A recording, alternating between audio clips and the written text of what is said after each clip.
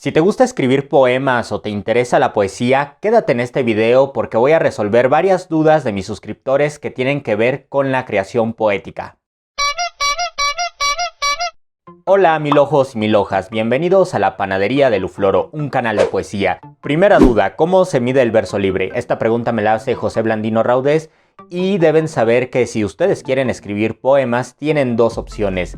Escribir con los códigos de la métrica tradicional, es decir, contando las sílabas, identificando las rimas, eligiendo una estructura de estrofas, o bien pueden alocarse y escribir poemas en verso libre. También lo pueden hacer en prosa y de eso vamos a hablar más adelante. Pero si ustedes escogen escribir en verso libre, necesitan saber que sí existen algunos códigos y algunas ideas relacionadas con la versificación, aun cuando sea libre. Se dice que si es verso libre, no porque sea libre tiene que dejar de ser verso. La cuestión aquí es cómo medir el verso libre o se mide realmente el verso libre. Todo va a depender cuáles son nuestros criterios para valorar el verso libre y también nos podemos basar en los poemas que hemos leído, en las nociones de versificación que tienen otros poetas o incluso en la crítica literaria. Si tú quieres escribir un poema en verso libre, te recomiendo que veas este video que acabo de subir, donde explico 3 modalidades para escribir poesía en verso libre. Evin Eines me pregunta cómo elegir el formato métrico de un poema. Es decir, ustedes dicen, voy a escribir un poema, pero no sé cómo escribirlo. Si en soneto, en décimas, en octavas reales, o en verso libre, o puedo escribir un poema en prosa. Eso muchas veces tiene que ver con la manera en que nos relacionemos con la poesía. Por ejemplo, si ustedes ya tienen un dominio de la versificación regular y saben escribir sonetos, y saben escribir décimas, y saben escribir alejandrinos, eso les puede brindar mucha libertad para escoger una forma métrica. También se piensa que a veces algunas formas métricas responden a ciertas temáticas. Si ustedes van a escribir un poema solemne, un poema nocturno, tienen que elegir el endecasílabo, y si ustedes van a escribir un poema feliz, tienen que elegir el octosílabo, pero eso no es verdad. La estructura métrica no determina necesariamente todo el contenido de su poema, de lo que quieren hablar, pero sí puede influir de cierta manera. Pero volviendo a la pregunta, ¿cómo elegir un formato métrico para nuestros poemas? Yo creo que tenemos 3 opciones. 1, de forma intuitiva. Voy a escribirle un poema a los limones y ahí voy viendo si me sale un soneto, una décima o un poema en verso libre. Otra forma es elegir lo que más nos acomode y donde nos sintamos más libres para expresar nuestra creatividad. Este poema de los limones lo voy a escribir en puros versos de 6 sílabas porque es el formato métrico donde más cómodo me siento. Naranjas y limas, limas y limones, más bella es la virgen que todas las flores. Ese poema ya existe. Y una tercera opción es que primero elijan una forma métrica y después piensen en un contenido que se debe ajustar a esa estructura. Voy a escribir un soneto donde rime limones con calzones y no me importa de qué hable el soneto, pero esa rima tiene que estar allí. Aquella tarde fui por los limones y al ver a la azotea casi muero de la impresión, pues vi en el tendedero que ondeaban victoriosos tus calzones. Ramón Domínguez me pregunta si puedo hacer un video sobre troqueos y ambos dáctilos, anapestos, etc. Y la respuesta es sí. Y si ustedes se preguntan ¿qué es eso? Son criterios latinos de la prosodia grecolatina para hablar de ciertos ritmos que existen al momento de pronunciar algunos versos. Por ejemplo, un ritmo yambo o yámbico es aquel que suena ta-ta, ta-ta, ta-ta, ta-ta. Por ejemplo, el verso de Rubén Darío que dice yo soy aquel que ayer nomás decía. Este ritmo ta-ta, ta-ta, ta-ta consiste en escribir una sílaba átona y una tónica, es decir, una que no suene y otra que suene muy fuerte, ta-ta, ta-ta, ta-ta. Eso es yambo. Y el troqueo sería al revés. Primero empezamos con una sílaba tónica y luego una sílaba átona. Entonces sonaría ta ta ta ta ta ta ta ta ta ta. Por cierto, les recomiendo que vean, si todavía no lo han visto, mi análisis de La Chona, donde explico que varios de sus versos tienen ese ritmo de troqueo o trocaico. Por ejemplo, cuando dice y la chona luego busca bailador. Es muy rítmico porque hay una sílaba tónica y después una átona, una tónica y una átona y así se va. Michelle Zamudio me pregunta cuál es mi opinión sobre el verso libre con rima. Eso es algo muy interesante porque cuando nosotros escribimos verso libre, pensamos que esa palabra libre significa que el verso ya se ha liberado de muchos de los códigos de la métrica tradicional, es decir, de contar las sílabas, de organizarlo en estrofas, de, por supuesto, las rimas, de utilizar acentos específicos, etc. Sin embargo, existen poemas en verso libre donde hay rimas y uno se podría preguntar qué están haciendo las rimas que pertenecen a la métrica tradicional en un poema en verso libre. Y tiene mucho que ver con la experimentación o con la libertad que tiene el poeta para utilizar algunos recursos de la métrica tradicional en su poema en verso libre. Es decir, el poema en verso libre no está absolutamente liberado de los poemas de la métrica tradicional, de los sonetos, de las décimas, de las octavas, sino que puede utilizar uno que otro recurso de ese sistema de versificación. Pero si ustedes quieren utilizar la rima en un poema en verso libre, tienen que saber primero cómo se utilizan las rimas en un poema de métrica tradicional. O sea que tienen que saber distinguir muy bien entre rimas asonantes, rimas consonantes, por supuesto, entender muy bien el concepto de la rima, evitar rimas que sean muy fáciles o muy predecibles, y todo ello lo pueden consultar en estos dos videos que se los voy a dejar aquí en la descripción, donde hablo de las rimas y algunos consejos para escribir buenas rimas. KevBG me pregunta cómo publicar nuestro primer libro, y esta es una de las dudas más frecuentes, sobre todo porque cuando empezamos a escribir soñamos mucho con tener nuestro libro publicado y que las personas digan, ay, ahí va el poeta que ya publicó su libro. Sin embargo, el proceso de publicación puede ser muy difícil y yo les voy a recomendar que tengan muchísima paciencia para eso. Desde mi punto de vista, la publicación de un libro de poemas va a depender de dos factores principalmente: de qué país son o en qué país viven y cuál es su relación con el medio literario. Por ejemplo, en mi país, México, una de las maneras más comunes de publicar un libro de poesía, sobre todo un primer libro de poesía, es entrando a un concurso literario. Casi siempre en estos concursos te premian con dinero y además con la publicación de tu libro. Además existen convocatorias estatales donde se les invita a nuevos escritores a que publiquen su libro y también entran a una especie de concurso y un comité evaluador decide si se publica o no se publica. Y otra de las formas de publicar tiene que ver con el medio en que te desarrollas. Si por ejemplo estudiaste letras, trabajas en un editorial, en un instituto de cultura o estás en un taller literario, quizás esto te abra puertas para que alguien se interese en publicar tu obra. Pero también se trata de tener muchísima paciencia porque es algo que va a suceder eventualmente, pero no de manera inmediata. Y tampoco descarten la posibilidad de la autopublicación, es decir, ir a una imprenta, pedirles que les impriman tantos ejemplares de su poemario y luego difundirlos ustedes mismos por sus propios medios, sobre todo si comparten sus poemas por internet y ya han creado una comunidad que sepa que ustedes escriben versos. Esas personas seguramente van a estar interesadas en adquirir su libro.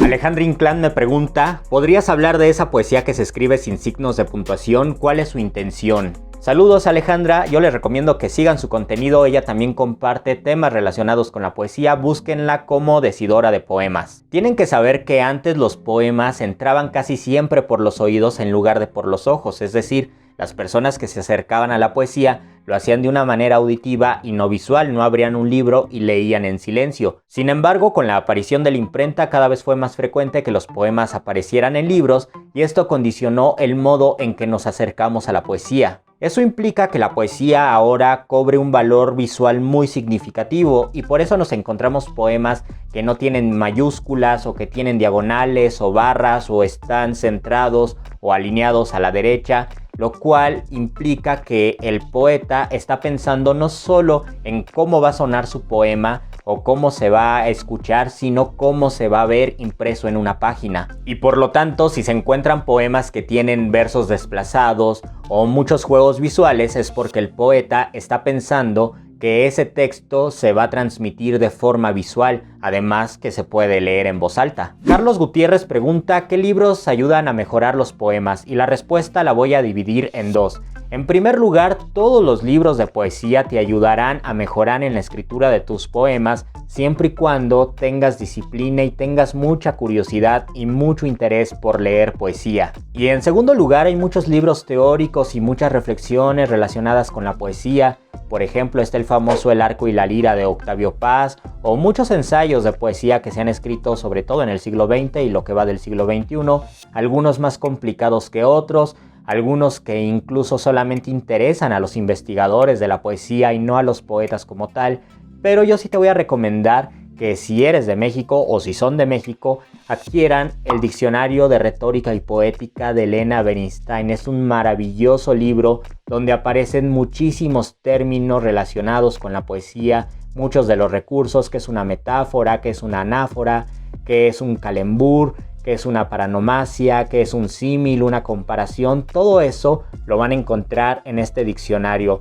Y ya si están en una librería, pregunten por un libro de métrica o de versificación y eso también les va a ayudar para saber cómo escribir octosílabos, endecasílabos, heptasílabos, cómo rimar, cuáles son las estrofas más comunes, etc. Por ejemplo, yo tengo el Manual de Versificación Española de Rudolf Baer, que me ha servido muchísimo, y hace algunos meses adquirí este maravilloso diccionario de métrica de Domínguez Caparrós, donde vienen muchísimos términos métricos. Monómetro, changuito que se sube al metro. Ah no, verso tetrasílabo.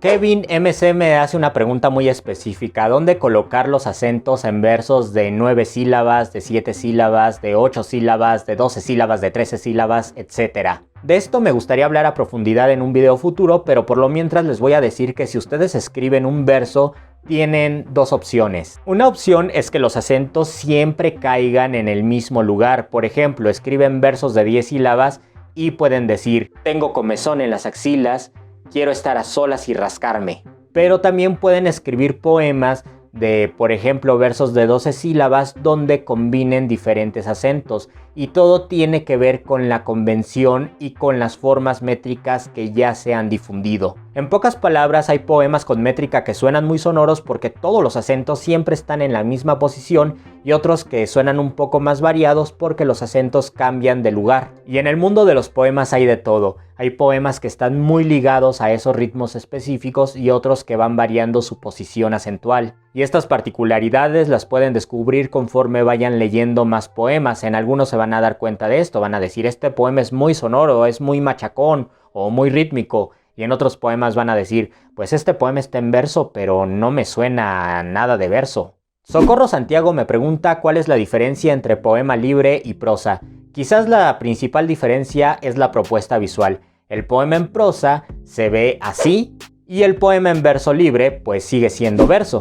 Es decir, existe una diferencia visual entre el verso y la prosa, pero quizás la pregunta más difícil de responder es: ¿en qué consiste un poema en prosa y en qué consiste otro poema que esté en verso libre? Y esto es más complicado de determinar porque no hay una sola respuesta. Se dice, por ejemplo, que el poema en prosa tiende a la narración, tiende a una reflexión muchísimo más libre, al testimonio, mientras que el poema en verso está más relacionado con una depuración del lenguaje, con una concreción del lenguaje, con una economía verbal, etc. Pero esto es muy relativo porque hay poemas en verso que nos suenan muy prosaicos y textos en prosa que nos suenan muy poéticos o muy cercanos a la versificación. También les prometo hacer un video donde hable del poema en prosa, solo ténganme un poco de paciencia.